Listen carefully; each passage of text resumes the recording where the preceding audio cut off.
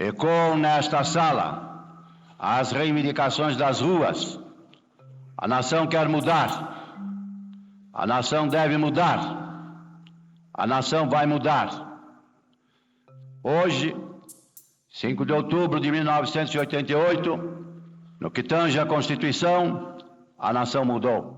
Em um dos discursos mais memoráveis de nossa democracia, o presidente da Assembleia Constituinte, o deputado Ulisses Guimarães, bradou o espírito de mudança direto da tribuna da Câmara. Um país recém-saído de um período autoritário estipulava as letras na sua Constituição. Ninguém poderia ser perseguido, julgado ou até executado por uma posição política.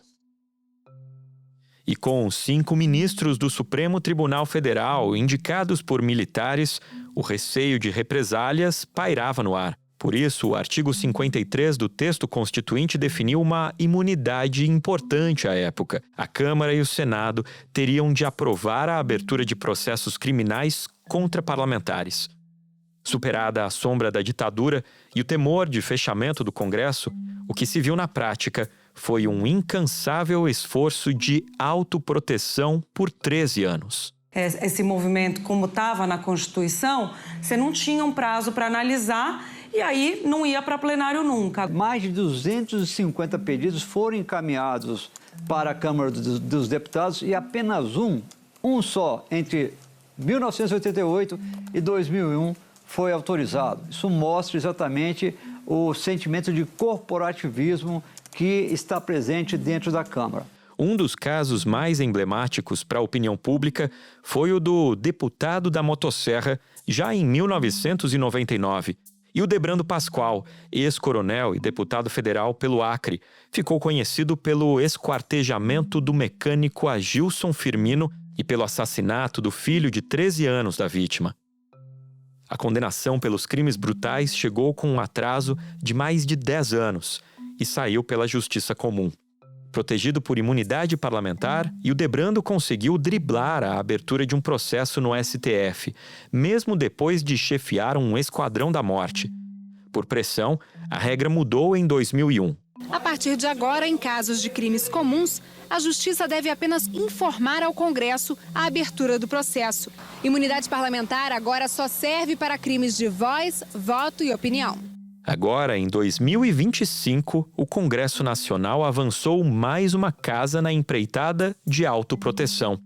Com uma votação que varou a noite de terça-feira e foi retomada no dia seguinte, deputados deram o primeiro passo para criar um estado de possível impunidade. Foi aprovada por maioria folgada na Câmara em 2 votações. O texto precisava de 308 votos. No primeiro turno foram 353 a favor e 134 contra. No segundo turno, logo em seguida, 344 a 133.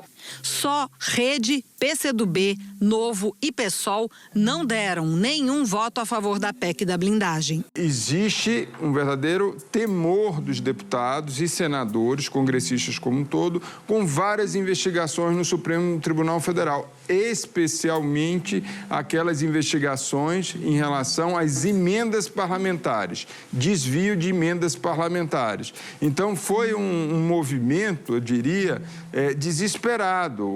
A Câmara está entrando no maior desespero. E a medida vai agora ao Senado. E no Senado, a tendência hoje é ter alguma restrição, mas eles vão trabalhar e há interesse do Centrão, porque as investigações passam pelo Centrão, muitas das investigações no Brasil passam pelo Centrão, então pode ser que o texto acabe se tornando mais palatável para o Senado também. Da redação do G1, eu sou Natuzaneri e o assunto hoje, com Vitor Boadian, é... o avanço da PEC da blindagem.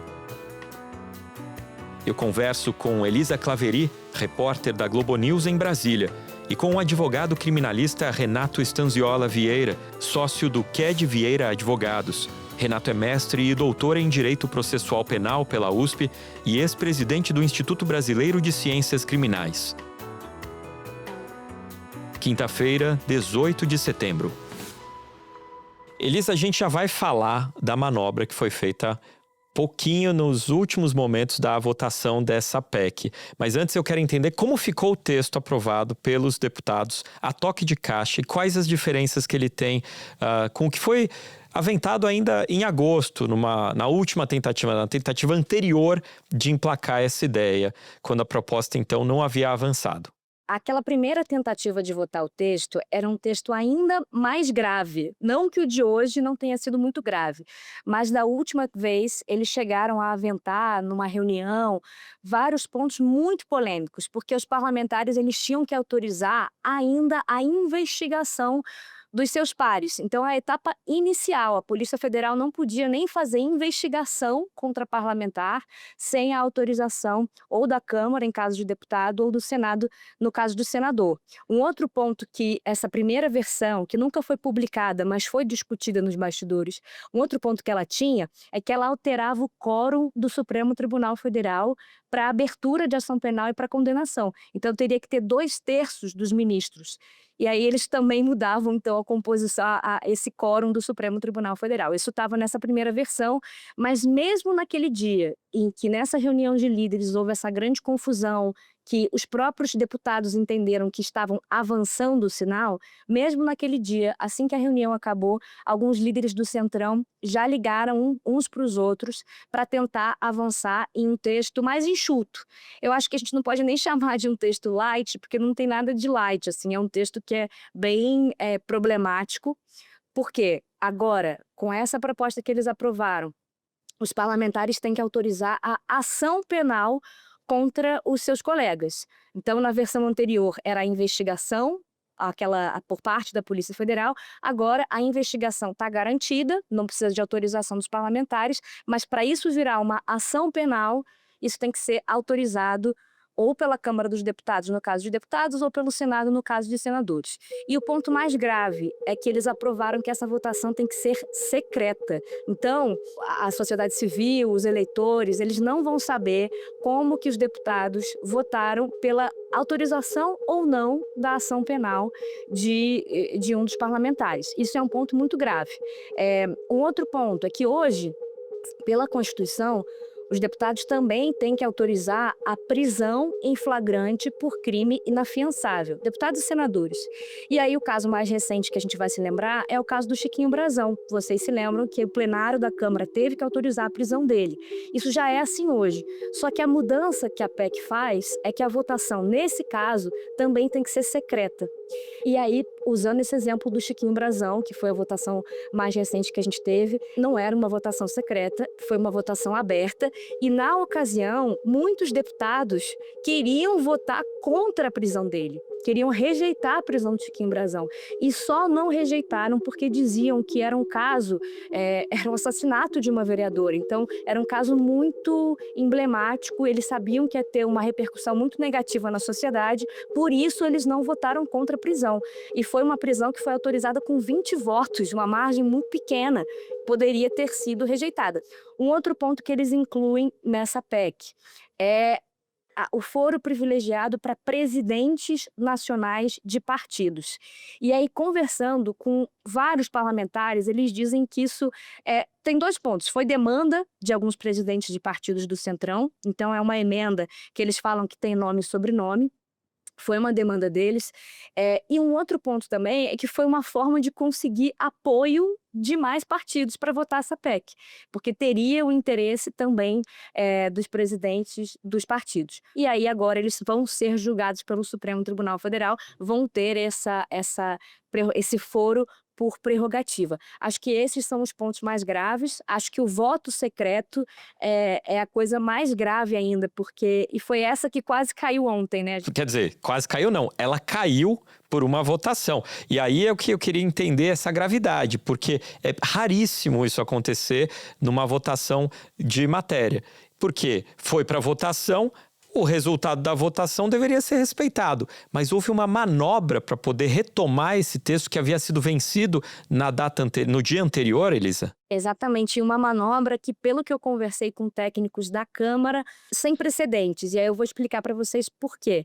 Ontem, como você falou, esse ponto que é muito grave, mas que é considerado um coração da PEC, porque para os parlamentares é muito importante que a sociedade civil não tenha conhecimento de como que eles vão votar, para eles poderem votar do jeito que eles quiserem, sem vergonha mesmo de votar para rejeitar a ação penal contra um colega. E foi isso que caiu ontem em um destaque, que é uma sugestão dos parlamentares para retirar pontos. Isso caiu ontem porque eles não conseguiram os 308 votos necessários para aprovação desse aspecto, desse ponto especificamente, um destaque apresentado pelo Novo.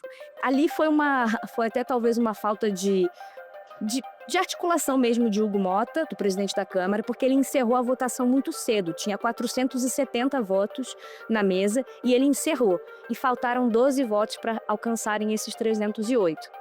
Então ele não conseguiu, precisava fazer o cálculo dessas votações, não deu certo. Na mesma hora ele cancelou a sessão, na mesma hora que ele viu, suspendeu a sessão, quando ele viu que eles perderam nesse aspecto.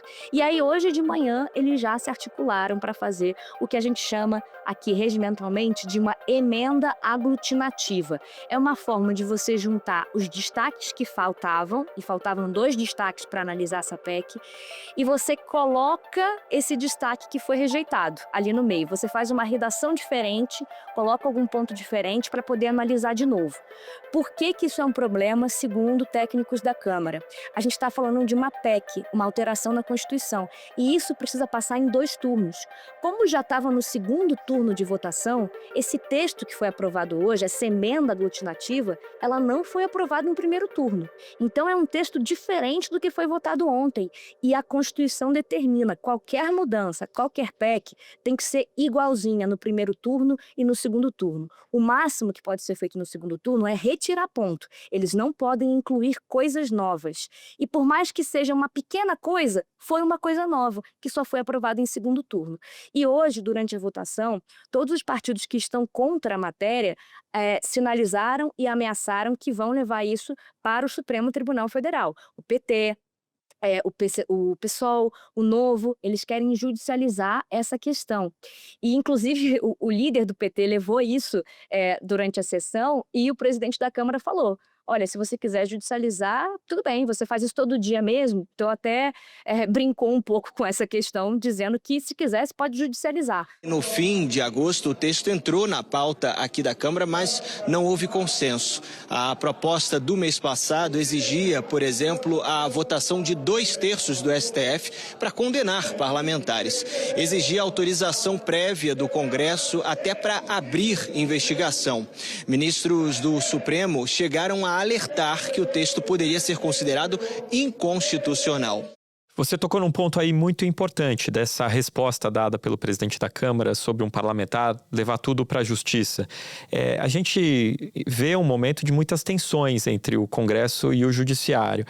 Você acompanha aí de perto todas as discussões parlamentares, então consegue explicar para a gente o quanto que esse avanço da PEC, da blindagem em um tempo recorde, pode ter a ver com um casuísmo, um interesse do Legislativo de episódios específicos que incomodam os parlamentares? Episódios como a anistia aos condenados pelo 8 de janeiro, uma negociação para conseguir essa votação, ou as emendas, o julgamento das emendas. Conta para a gente o cenário que permeia um pouco esse casuísmo da Câmara dos Deputados. Tem tudo a ver com esse casuísmo, Vitor, porque os deputados, os parlamentares, eles sonham com essa PEC há muito tempo. Inclusive, essa PEC é de 2021.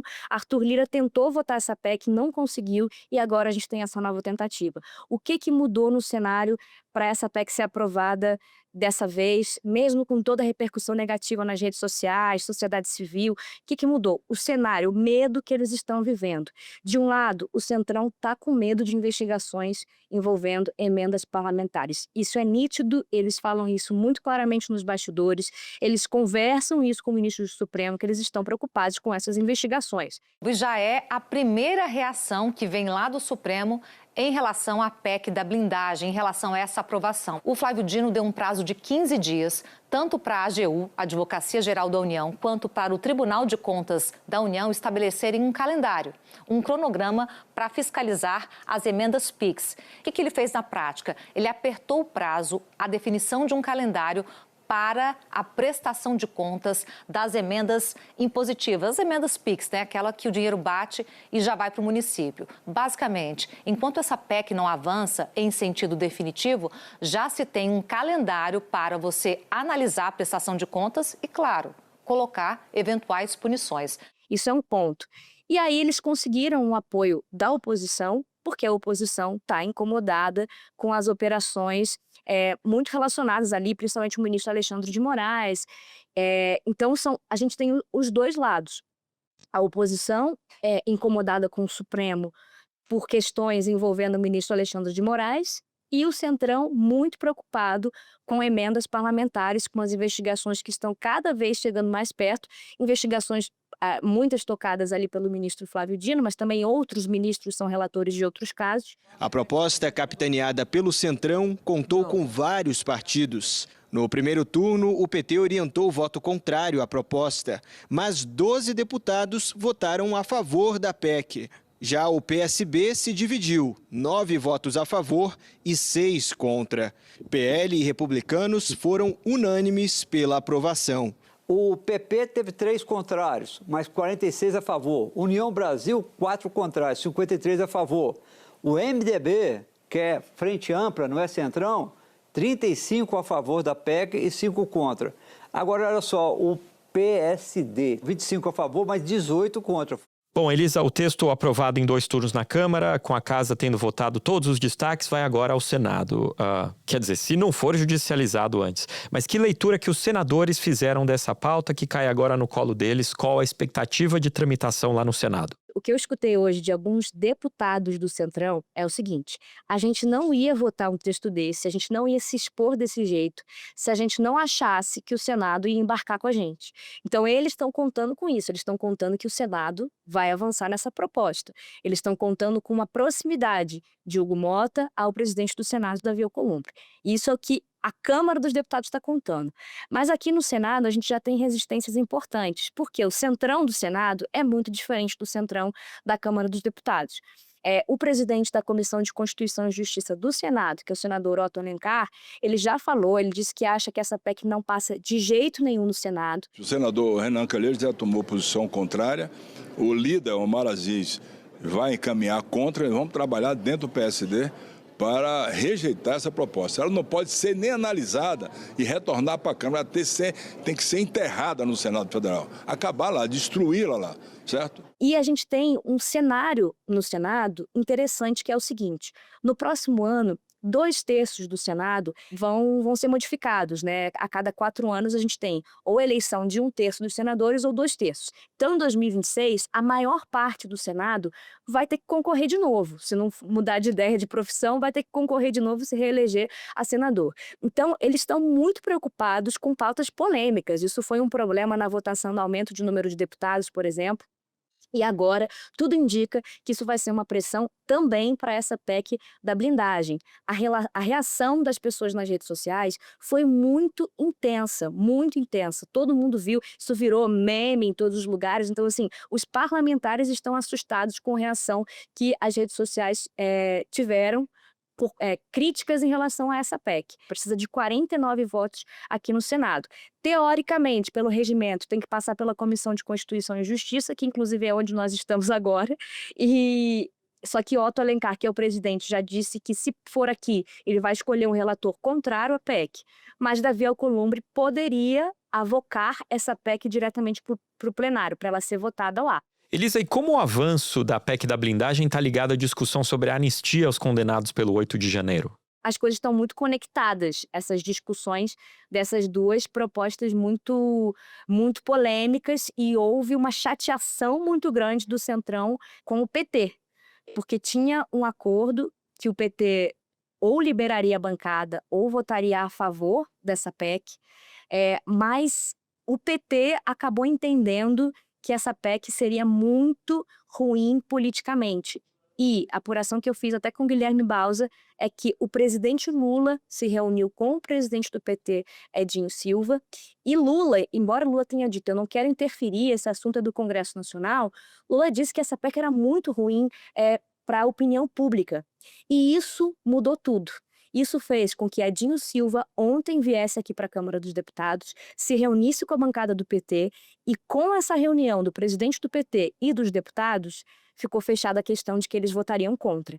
O governo liberou o voto dos deputados de partidos aliados.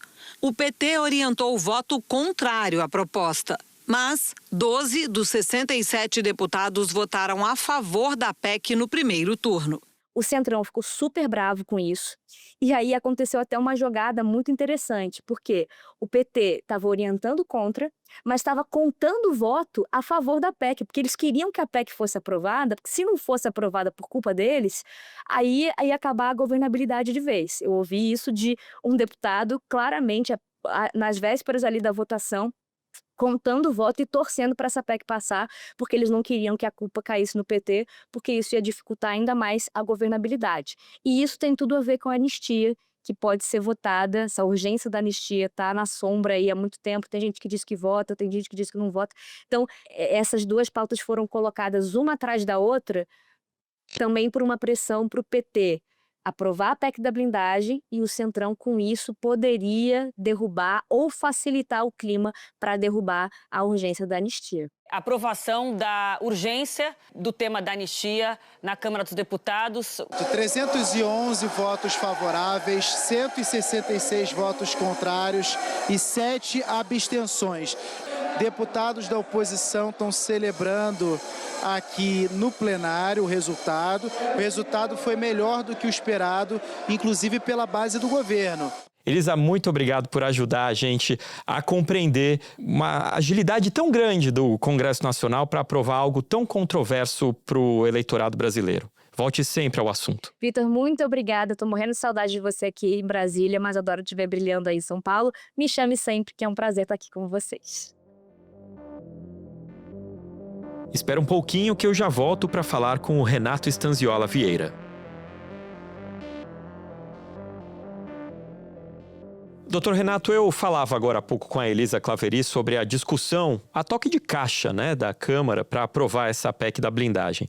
Como que você avalia uma mudança tão grande feita dessa maneira? Quebra de interstício, aí atropelando um prazo regimental que é previsto justamente para permitir a discussão, a digestão desse assunto pela população, não apenas pelos parlamentares.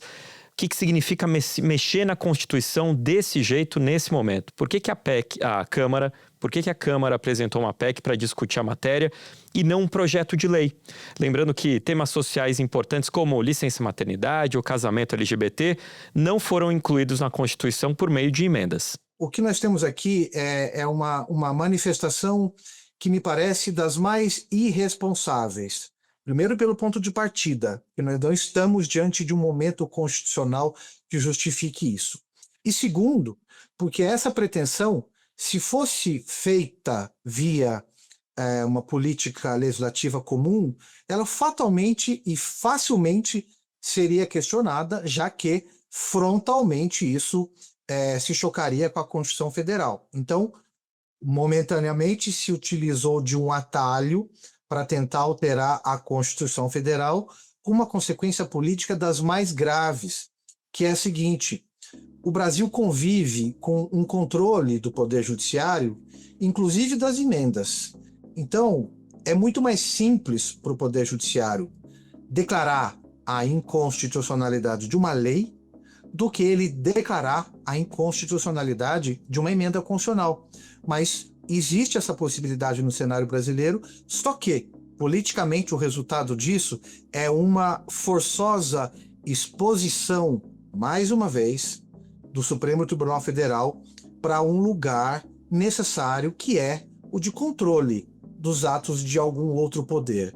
Então, tentando responder essa sua primeira pergunta, me parece um movimento irresponsável, me parece um movimento oportunista e bastante preocupante pelo momento que nós estamos vivendo, e me parece um movimento politicamente com uma orientação muito clara de criar um novo clima de afronta ao Supremo Tribunal Federal e umas disposições que me parecem, sim, ser inconstitucionais, Vitor.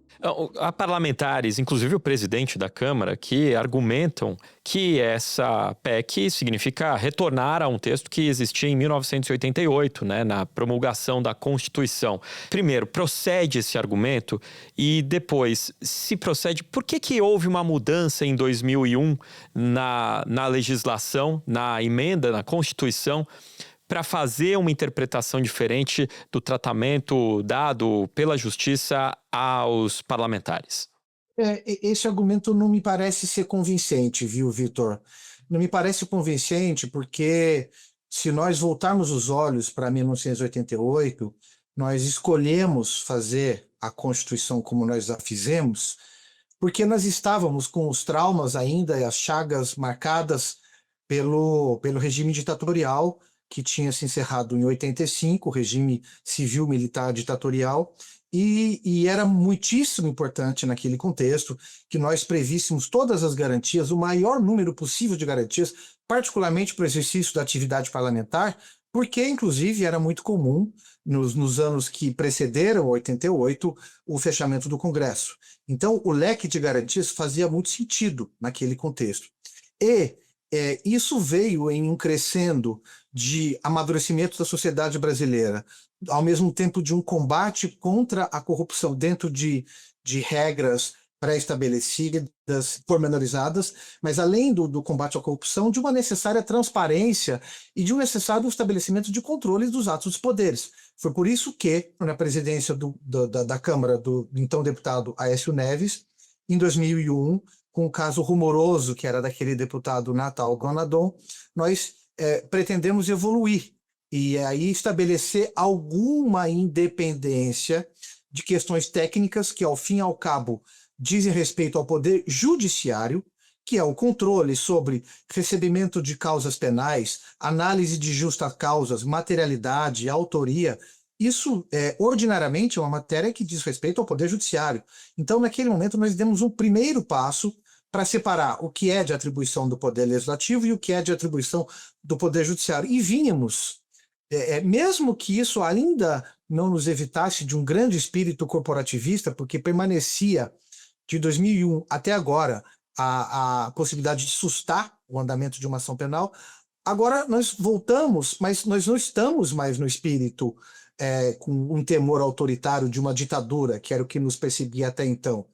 Então, esse argumento não é convincente. O Congresso está votando uma PEC da impunidade, que significa dizer que nós somos cidadãos de segunda classe e os congressistas são cidadãos de primeira classe. Então, se criou uma bolha, digamos, de uma casta política com as votações hoje na Câmara, uma bolha que, inclusive, vai além dos deputados ou dos congressistas, pega, inclusive, presidentes de partidos que têm um grande medo de serem presos nos próximos meses, que afasta a política da sociedade. O normal, a evolução, seria mais transparência e mais observância à seriedade, não só da independência do Poder Judiciário, como inclusive da independência dos órgãos de persecução, do próprio Procurador-Geral da República, que foi uma grande novidade também, a independência adquirida em 88. Então, nós estamos retrocedendo de uma forma muito grave, muito grave. Ao meu juízo, nós estamos promovendo, por incrível que pareça, uma tentativa de imunidade dessa casta dos parlamentares, porque eles estão defendendo pura e simplesmente os seus próprios interesses, eles não estão falando pelos representados. Mas, além disso, essa proposta de emenda, ela dá uma outra pista do nível de antidemocracia que ela significa. Ela tem, entre as suas previsões, aquela que diz respeito à prerrogativa do foro para ser processado no Supremo Tribunal Federal, não só dos parlamentares, mas inclusive de presidentes de partidos políticos com representação no Congresso Nacional. Ora, eu pude me debruçar, Vitor, nos consideranda dessa proposta de emenda. Ela trata do que nós conhecemos de respeito à atividade parlamentar, do pilar da atividade parlamentar, da liberdade de atuação.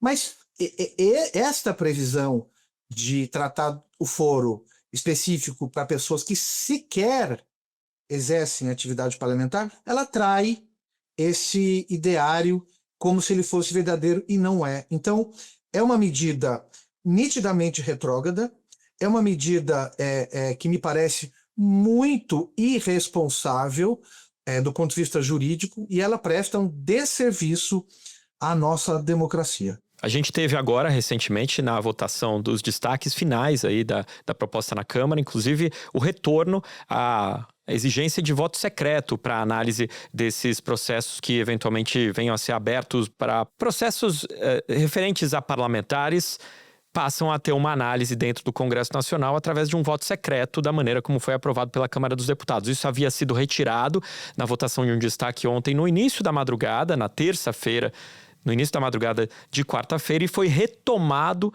por uma manobra regimental na Câmara dos Deputados. Quais problemas podem surgir quando cabe ao Congresso decidir se uma suspeita contra um parlamentar merece ou não ser investigada e se um parlamentar pode ou não ser preso? Ou seja, caso seja aprovada essa PEC, o que o senhor vê de retorno a um cenário de impunidade? Eu acho isso muito sério, Vitor. Eu acho isso uma questão muito central mesmo, a nossa convivência, da nossa democracia. Nós estamos vivendo, testemunhando um momento em que os parlamentares abertamente e sem nem se ruborizarem, estão se colocando como juízes dos seus próprios atos. Estão afastando, estão colocando uma situação de imunidade e de controle de um outro poder. Isso é um contrassenso da democracia. E aí, o ponto que você toca também não é nada de pequena importância, porque para quem acompanhou os debates ontem, além dessa questão toda com a qual nós convivemos agora de votação online, ligações dos celulares, e enfim, para computarem os votos, essa questão que seria especificamente regimental diz respeito à primeira coisa que eu mencionei aqui. Nós não estamos vendo minimamente com a seriedade constitucional que a propositura e um debate de uma emenda exigem, pela densidade das matérias.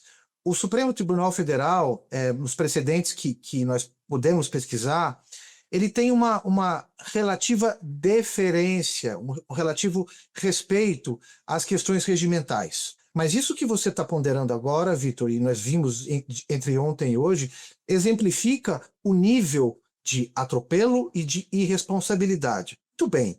Isso vai ser encaminhado para o Senado Federal, que deverá apreciar também essa matéria em 2 turnos e em 3/5, a votação deve ser em cada um dos turnos por uma maioria de 3/5, mas cabe aqui salientar que mesmo com essa deferência que o Supremo tem às chamadas questões regimentais, o Supremo Tribunal Federal conhece e admite recursos de parlamentares, inclusive, e entendem que o próprio debate em uma proposta de emenda, ele pode ser em si inconstitucional. Não me surpreenderia que eventuais parlamentares também já provocassem o Supremo antes mesmo dessa emenda ser eventualmente publicada pelo Congresso Nacional. Doutor Renato, explica um pouco o contexto que nós estamos com dezenas de parlamentares podendo ser investigados pelo Supremo Tribunal Federal por conta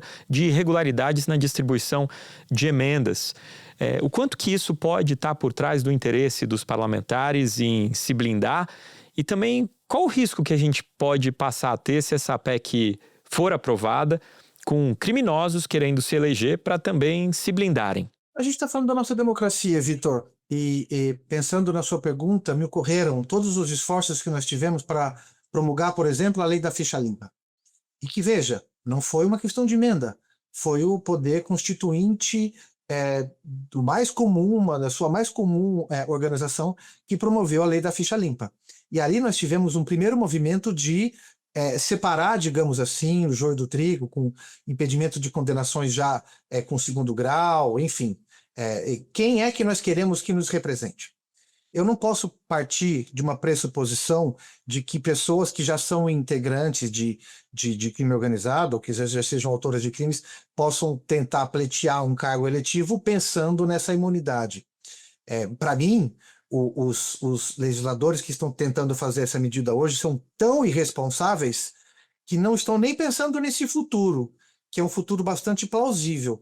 Eles estão pensando no hoje mesmo, que é essa situação que você me disse, da situação que envolve repasse de dinheiro com emendas parlamentares, porque dos últimos 10 anos para cá ou mais, nós tivemos realmente uma repartição de forças em que a questão financeira ela pendulou claramente para o âmbito do Poder Legislativo. Então, me parece realmente um escândalo essa pretensão de um autocontrole dos seus próprios atos, de uma imunização contra um controle jurídico e correto exercido por um outro poder. Quando nós dissemos que o Poder Legislativo, com ou sem os problemas que tem, pontuais, pode ser o juiz penal dos seus próprios pares, nós estamos enfraquecendo a nossa democracia. Renato Vieira, muito obrigado pela sua participação. Volte outras vezes aqui conosco ao assunto. Eu estou muito grato por ter participado, Vitor, e sou um assunter. Muito obrigado e bom trabalho para vocês.